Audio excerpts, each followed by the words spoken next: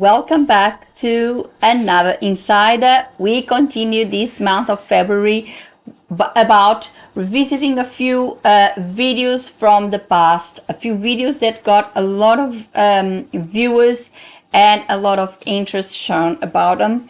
And I will be updating them, bringing more information and getting them up to scratch. So this week we are going to talk about or revisiting a video I did in 2022 that was about building an ethical business. So today we are gonna talk about that, building an ethical business. So come with me, let's talk about it.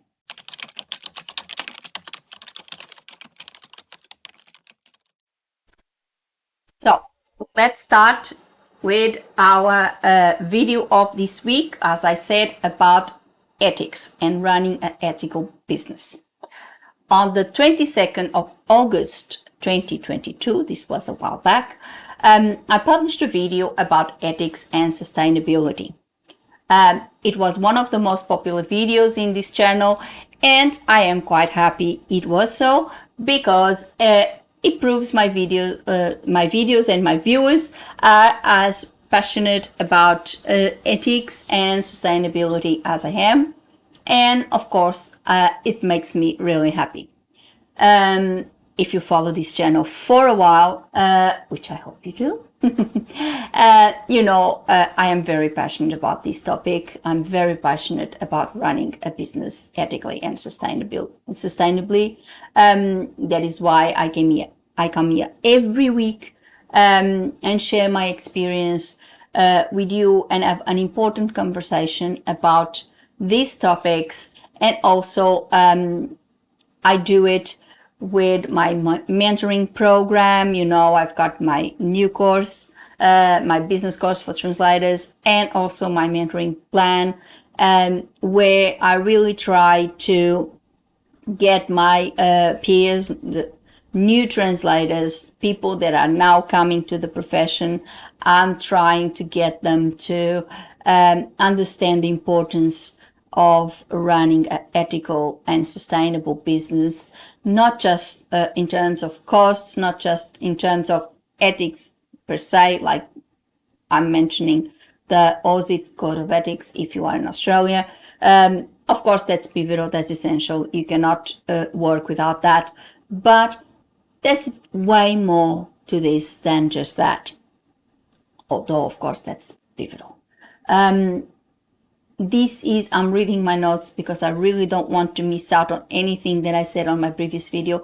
And also, I don't want to miss out on anything that I want to add. So I always have my notes. So this is very important to me. I think that it was also this idea that led me to create these channels and get involved with several initiatives like the Aussie mentoring program, my own mentoring program through my school, my courses, and now my latest endeavor. I am part of the Aussie Portuguese language division. I'm a deputy, and I work with another fellow colleague doing that.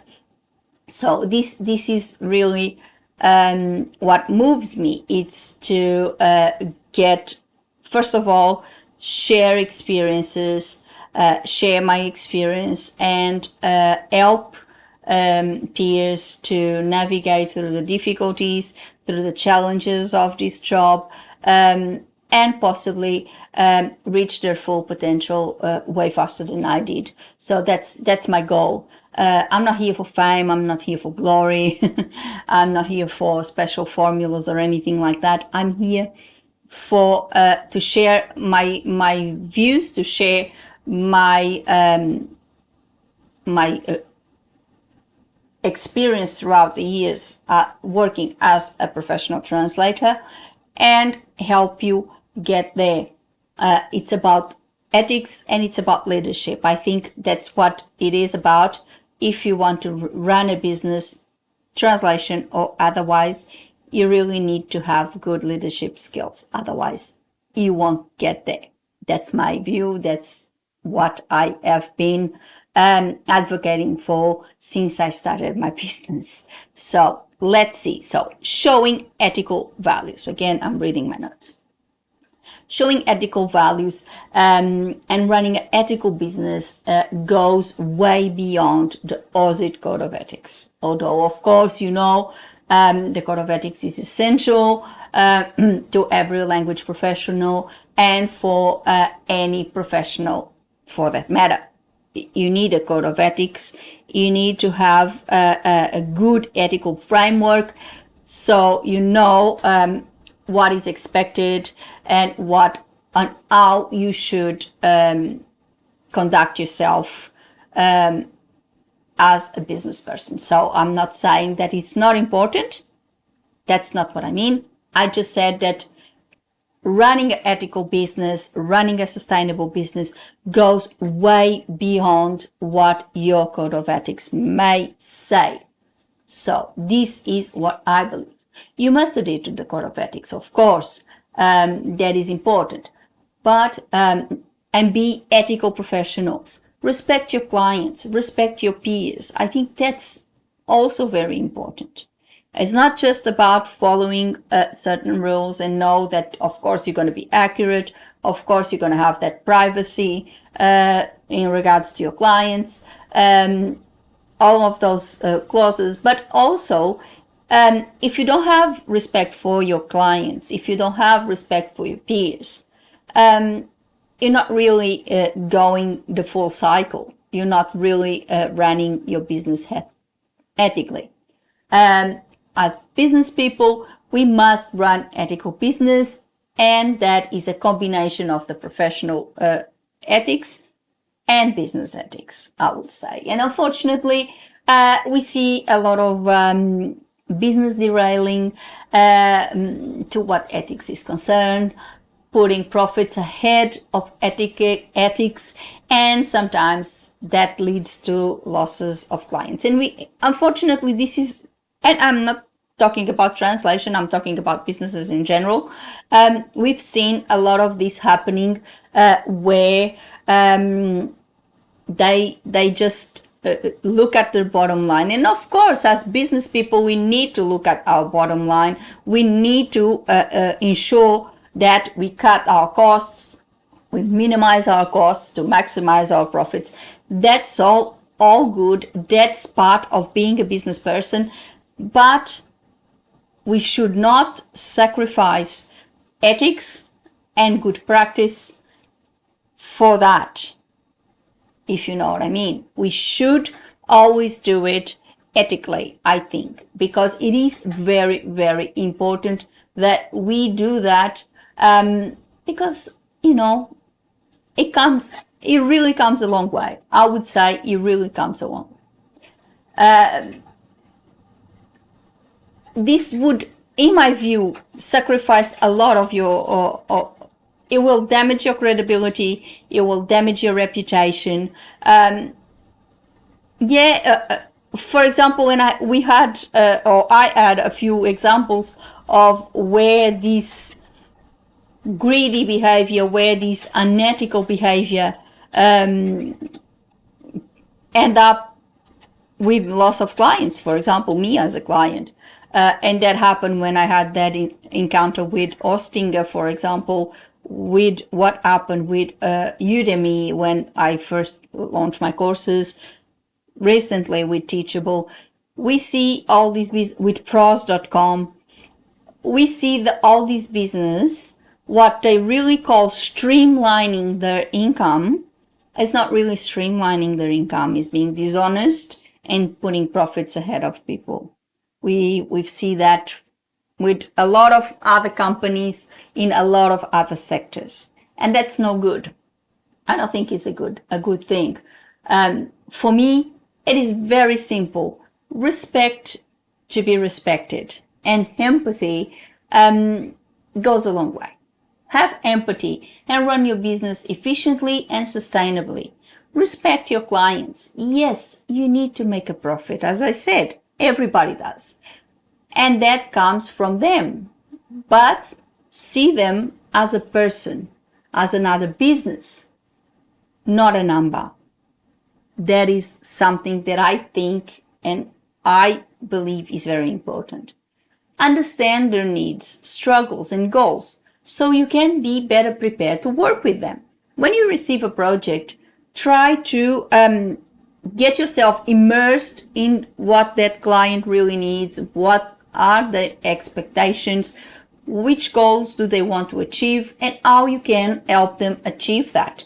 But be honest, if you think what they expect from the project goes beyond what you can offer, then it's much better to decline the project than go ahead and do it and not doing it properly because it's out of your scope, or because you're not prepared to do it, or because you don't really know what to do. So that's very important and is part of ethical business.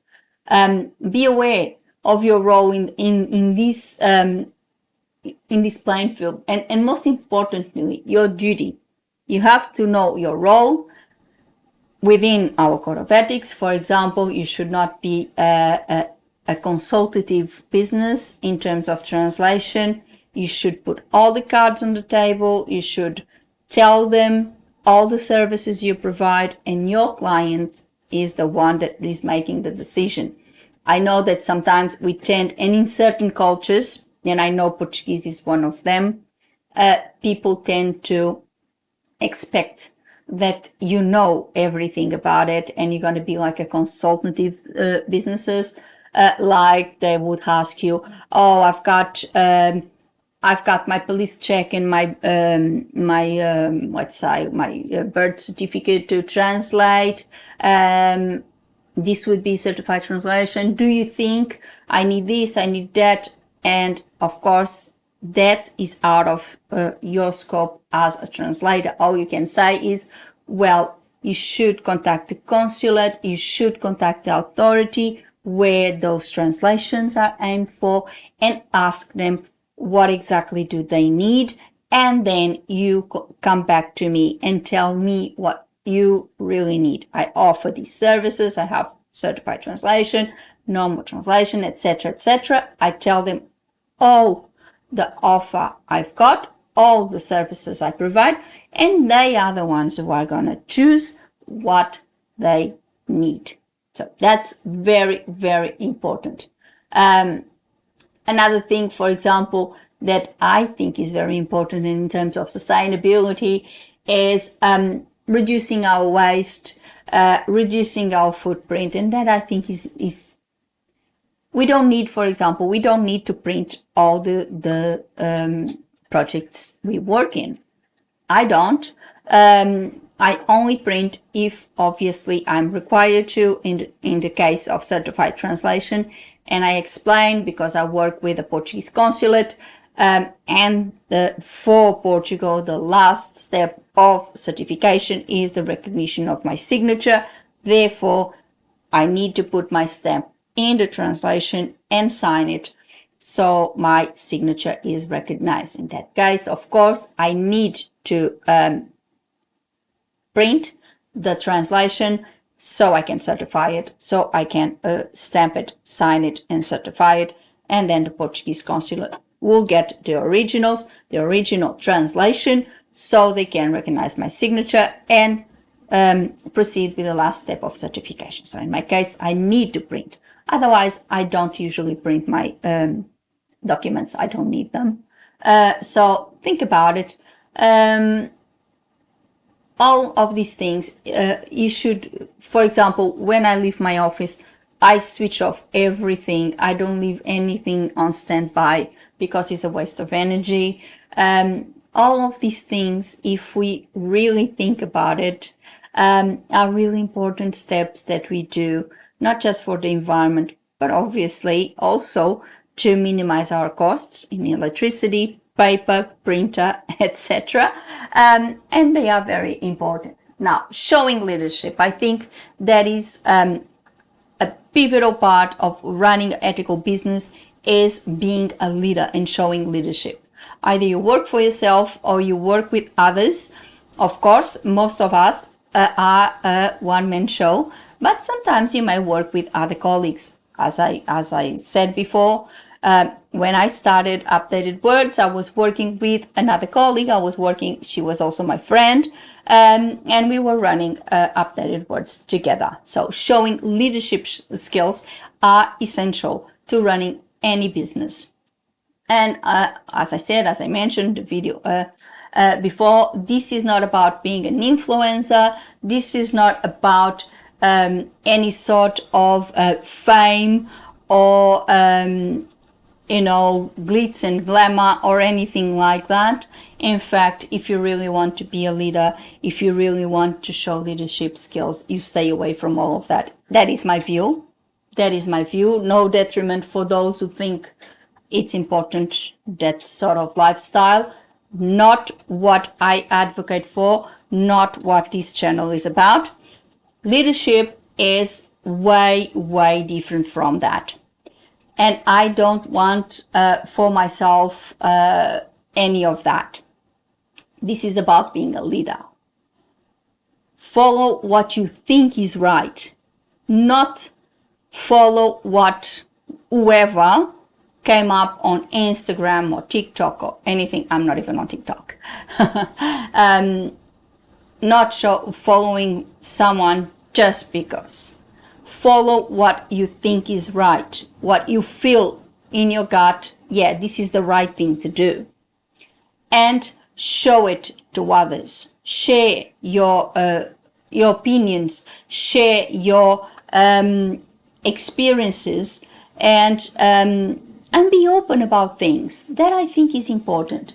It's not influencing others. It's not getting other people to do something just because you think it's going to be cool or it's going to be what you think is right. It's sharing your views, your perspective, your experiences, and let other people make their own minds. And that is important. If, for example, you are in a setup that you run a business with other people, is actually empowering that people, is empowering your team to do well. And that you do that by, it's not, and we see in a lot of posts on social media, etc., the all discourse about being a leader and being a boss. And I think that encapsulates perfectly what I'm talking about. If you are a leader, you are humble, you are happy to share your experience, you are happy to tell other people, well, this is what we should do, but you're also happy to take their opinion on board and work together as a team. For example, if any of them have any issues and need some assistance, you should be there to show by example, to tell them this is how you should do. This is what I was talking about. And whereas the bosses usually are there to delegate, to tell you what to do, but if you don't know or if you ask questions, they don't even acknowledge your problems. They just think you have to do it, and that's it. And that's not how it works. You should be humble. You should accept other people's input. You should empower your team, because if you empower your team, they will be happy to work with you, and they will be happy to bring more ideas to the table. And the more ideas you have, the more you grow. It's a given. We don't know everything. We are constantly learning. And if we acknowledge that we are constantly learning, and if we accept other people's opinion, if you accept other people's input, chances are we all grow. The whole team grows. The whole team, you may have a plan with something, but if some team member comes up and says, oh, well, this is a very good plan, but why can't we do it like that? And comes up with another idea. That idea may be actually a very good one. And you may say, oh, well, yes, it's a very good thing. That not only empowers that team member and validates their importance and value within the team, but it also means that that person will feel validated and valued and they will see that their input is actually valued and important for the team.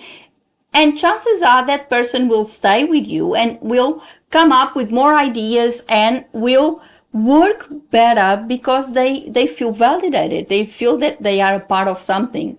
Whilst if you just dismiss everything that the other person is going to say, people won't feel validated. They won't feel, well, I'm just here like to be a machine. I'm not validated. I'm not accepted. I'm not valued. I'm just a number. And they will feel sad, and they will start saying, well, what's the point? And chances are, if they get a better position elsewhere, they will do it. They will move on because they don't want to work where they're not valued. This is what I mean about leadership. It's very important. When I started this business, I didn't know what to do. I didn't, and I mentioned this a lot of times. I didn't know how my business would be, but from the very start, I knew I would run it ethically and respectfully. That's the only thing I knew from the very first start, from the very first day. It was that I will definitely run an ethical and respectful business. And so I did. I guess that has been the key for my success. I respect my clients, and they come back to me because of that. I value my clients. I respect what they have to say. I don't dismiss them. I don't patronize them, because sometimes businesses can be a little bit patronizing.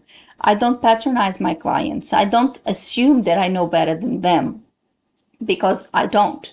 I know how to do my job, of course, and they know how to do and how to run their business. They know what they need, and I know what I can provide. So that's all we have here. We just have to combine what they need with what I can provide, and then we may have a business relationship. But no one is better than the other, and there must be respect in here. I'm open to share my experiences with my peers. I don't see my peers all as competitors or anything like that, because I don't think that's the case. So I can learn from each other. I can learn from them, and they can learn from me. That's the point. Even when I have a new mentee, and it's something that I always tell my mentees, and I always say to someone that is starting their career, you may have less experience, you don't have less skill. And I will learn with you as much as you can learn with me. I have experience. I've been working in the industry for almost 2 decades. Yes, I have that experience with me. I know a lot of things in regards to experience, dealing with clients, running the business. Yes, it is true, but you have the skills, you have new techniques, you just came out of a university or a course or whatever you have done, you just acquire your qualification, and you have a lot to share as well. So please don't devalue yourself just because you are starting your career. You are starting your career, but we all start from somewhere. I was at your position 2 odd decades ago. So, and I know how it feels, and that's the reason why I'm here, because I would like to share my experience with you, and I would like to tell you all that it's not about seeing other colleagues that have been in the industry for longer as gods or anything like that. We are not. Basically, it's about sharing my views, sharing my experience, and help everyone to reach their full potential, run the best business they can run, and be the best business people they can be. That's what this is all about. And I think that's one of the things that I always tell my mentees.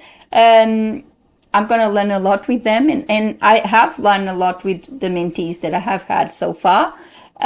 the same way that I hope they can learn a lot with me. That is a relationship that is a two-way relationship. It's not just I'm the mentor, I know it all, and they are the mentee, they know nothing. That's not true. And that's one of the things that I tell everyone. I know that we tend to have a lot of the imposter syndrome at the beginning of our career. Sometimes we still have after 20 odd years, like myself. But we should, first of all, we should get into our heads that that is not true. We are capable of doing it. We have the skill. We may not have the experience. And that's why people like me that have channels like this one, or have mentoring programs, or that's why the associations create mentoring programs, because of that. So we can actually empower people to reach their potential and start their careers more confidently. And I think this is the key for professional development, is that you understand that you're always learning. No matter what stage in your career you are, you always learning. There's always something else for you to learn. There's always new techniques. There's always new methods. And now this for one, it's one of the industries that is been changing massively. There was the big revolution in terms of machine translation, which everyone was thinking was going to be doom and gloom. Now we have AI, and it's a constant change. And if you don't learn, I didn't have machine translation when I started. I didn't have AI when I started. So I have absolutely no knowledge about it. I am learning now as anyone else. So we should never devalue ourselves, regardless of the stage of we are at in our careers. We are who we are, and we should always value ourselves, and we should always strive to learn more and be better, and run an ethical and sustainable business, and be the best business people that we can be. And I think that is what I wanted to say today, and what I wanted to share with you. And this is what I wanted to recapitulate from the previous video, because I think this is something that is really important, that we run it with honesty, we run it with passion, we run it with all of these concepts in mind, because it's important. And now with the advance of technology, with AI, with machine translation, with all of these technologies, yes, it can become tools, and a lot of translators use it as tools, but there's always a lot of ethical implications on this. For example, in terms of certified translation, there's a lot of implications about it. For example, in our code of ethics, you cannot sign a translation or certified translation that was not done by you. So what is the situation here? And we really need to always be researching and looking for better ways, and knowing exactly what's the best practice, so we ensure that we are always running our business to the best practice, to ethical, to the best ethical values of the time, and of course, bearing in mind the importance of sustainability, ethics, respect, and cooperation between people, both with clients, peers, everyone. I think this is what this is about. This is how you run a business properly, ethically, sustainably.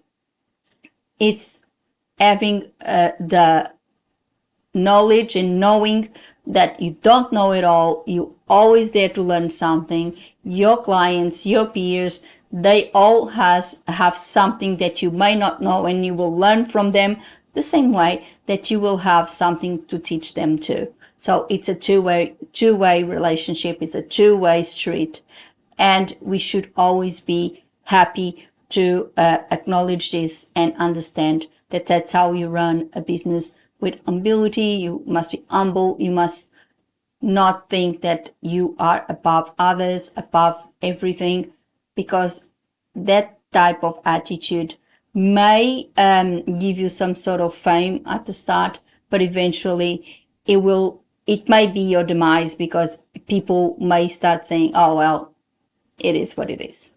So this is what I wanted to say today.